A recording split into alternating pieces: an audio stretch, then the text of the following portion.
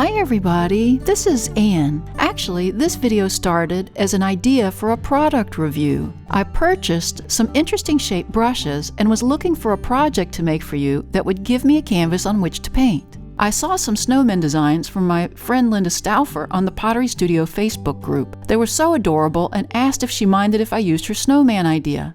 She was all for it and told me she couldn't wait to see what I did with them. As you can imagine, I had so much fun creating the snowmen that it took up the whole video, so that I'll do the painting another time. Let me show you the inspiration for my design. Linda Stauffer came up with these wonderful figurines. I love the additions of the hat, the scarf, and of course the carrot and coal for the facial features. The body of the snowman was my biggest challenge. I decided to hand build it and created templates to get the shape that I wanted. These templates will be available in the link below if you want to follow along. I rolled out a little less than a 1/4 inch slab, ribbed it smooth, and cut out both templates. I used my beveling tool to bevel down one side of the bigger template piece. I flipped the slab over and beveled the other side of the slab. I scored both of the bevels. I placed a carpet tube on the clay to give me a bit of support as I worked the seams together. My clay was a bit on the drier side, but if your clay is wetter and stickier, you may want to wrap the tube in plastic so you can slide it out easier. I rolled the clay sides up and worked the seams together, ribbing it smooth as I went.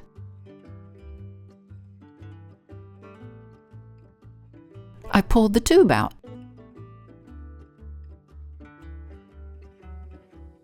I scored the top of the template piece, wet it down, then squeezed the edges together, making sure to match up the ends so they create a slight smiley shape.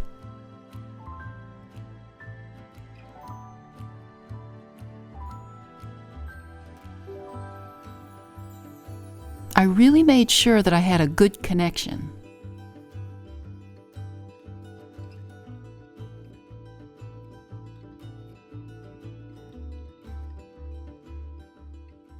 I placed a coil inside to seal the seam, as that will be a vulnerable place for the clay to crack. I scored the bottom of the body and the second template, then slipped the template. Notice that there's a flatter side and a rounder side of the template piece. The seamed part of the body lines up along the rounded edge of the template, and the front part of the body lines up along the flatter edge. I just need to line up the clay edges to the template edge and attach firmly together.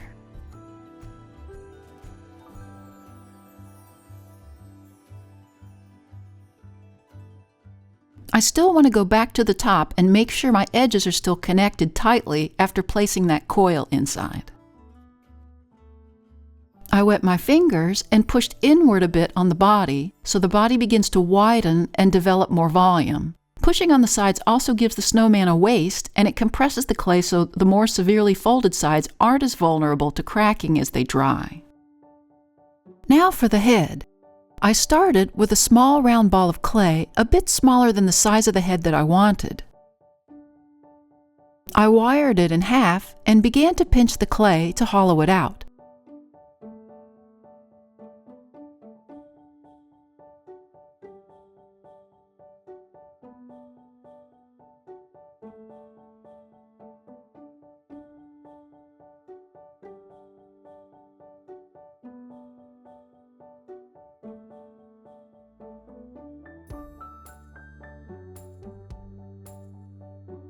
The pinching will increase the size of each half, but keep in mind the edges of the rim may split a bit, so I like to cut those away.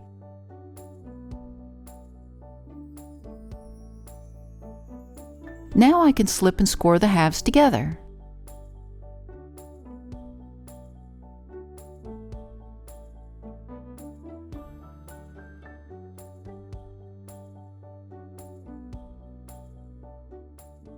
Once there's air trapped in the ball, you can roll it around to get it nice and round like a snowball. To attach the head, I started by pressing down along the middle of the creased area to flatten it like a little shelf to give it a place to sit.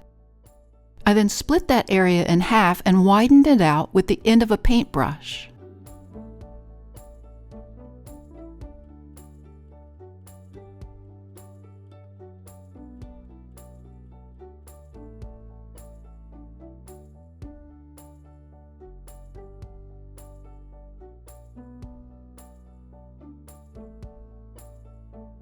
I further widened it out with the head itself to give both areas a seat and a bit of an indentation in the head to mark where to score.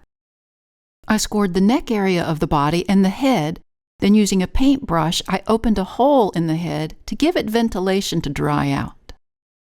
I attached the head securely to the body.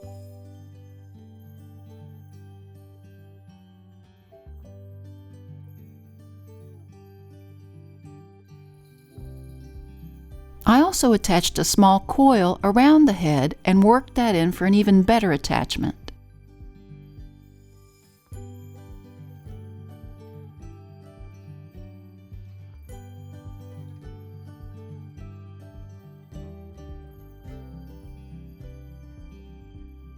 For the mitten hands, I cut out a teardrop shape from a slab of clay.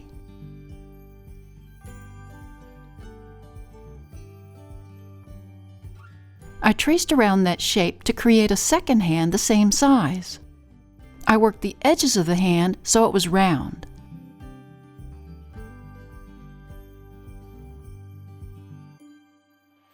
I cut a thumb from the side of the teardrop shape.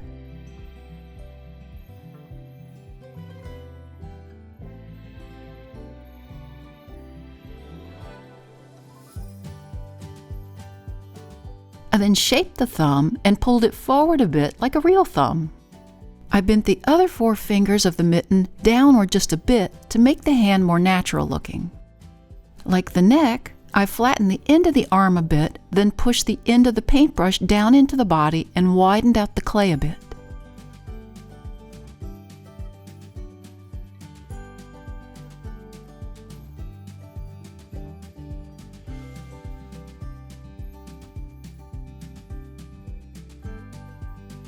Now I could insert the mitten into the slot and close the clay around the hand.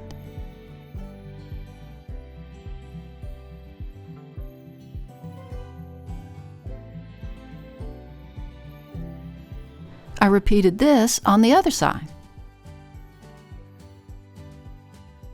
For the scarf, I rolled out a thin 1/8 inch slab and cut a strip using my metal ruler as a guide.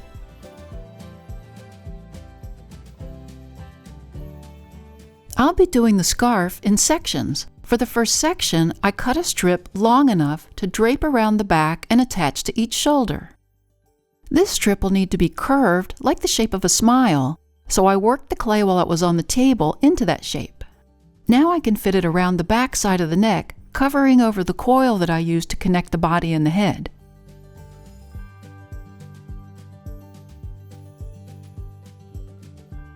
I trimmed off the ends from the strip at the shoulders and firmly attached the edges of the strips into the clay of the shoulders. I cut the rest of the slab strip into 2 more long sections and cut V shapes into the ends for decoration. I worked the first strip into the connection on the shoulder and then placed it across the body, leaving gaps where the scarf would drape. I firmly attached both ends of the scarf to the body. Starting at the decorated V-shaped end, I placed the second strip along the first strip, curling it around, then draping it loosely to the opposite shoulder. I cut away the excess clay, then attached it firmly. For the facial features, I used a blunt end of a bamboo stick to make indentations where the nose and the kohl, mouth, and the eyes would go. I then created a little tapered coil for the nose and little balls for the eyes and mouth, inserting them into the holes.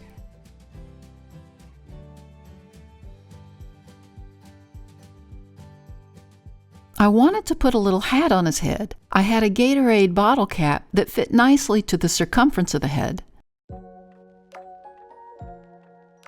For the brim of the hat, I placed the bottle cap down on the clay slab as a template and cut a circle wider than that bottle cap. I cut that out. To fit it on his head, I wanted to cut a circle from the center of that piece, so I used a smaller water bottle cap and cut around it. I worked the edges of the brim around so they weren't as squared off. I placed the brim on the top of the head and worked the edges of the center hole down securely, then turn the outer edges of the brim upward like a hat would be. To create the top part of the hat, I used that same smaller bottle cap as a template and cut out a circle from the clay. I then created a long strip of clay using my metal ruler as a guide. I scored the edges of the circle and wet them down. I wrapped the long strip around the scored edges and cut it to fit to create a cylinder.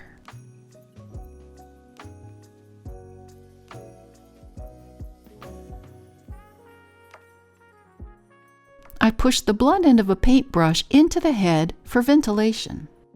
I then attached the cylinder shape to the center of the brim and attached it well. There he is, that cute snowman figurine.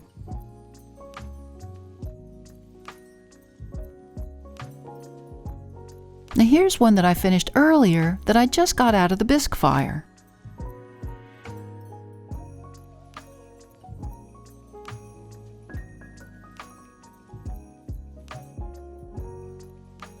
To finish him, I glazed the body around the illustrations with my white liner glaze. I used clear glaze on the hat and mittens and the bottom blue border. Once he was out of the kiln, I used gold ceramic paint to dot some of the areas on his body and around the edges of his hat. I then fired it in my kitchen oven to set the paint. Here's another version I made, a snow angel. I used a garlic press to create the hair and the halo. I gave her a scarf, then added a pair of wings to the back. To finish it, I brushed my white liner glaze around all the flowers on the dress and a little weeping plum around the rim of the wings. I fired her to cone 5 with an 8-minute hold. When she came out of the kiln, I used my gold ceramic paint to brush a light layer of gold into her hair and copper on her halo. I edged the collar with a bit of gold, then added some gold highlights to the flowers on her dress. I set the paint in my kitchen oven.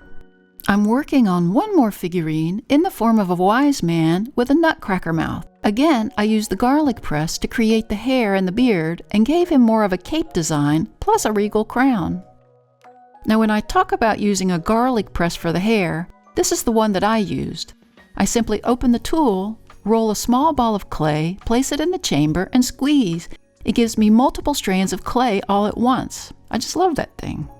I want to thank Linda Stauffer again for her inspiration. Check out her other pottery creations on the Facebook link below. Thanks to the newest members of our Little Street Pottery Research Facility team. If you'd like to join the team and earn a title, click on the Super Thanks button or the link to buy me a coffee. In any case, we invite you to subscribe to our channel and we'll see you next time in the studio. Now for the head.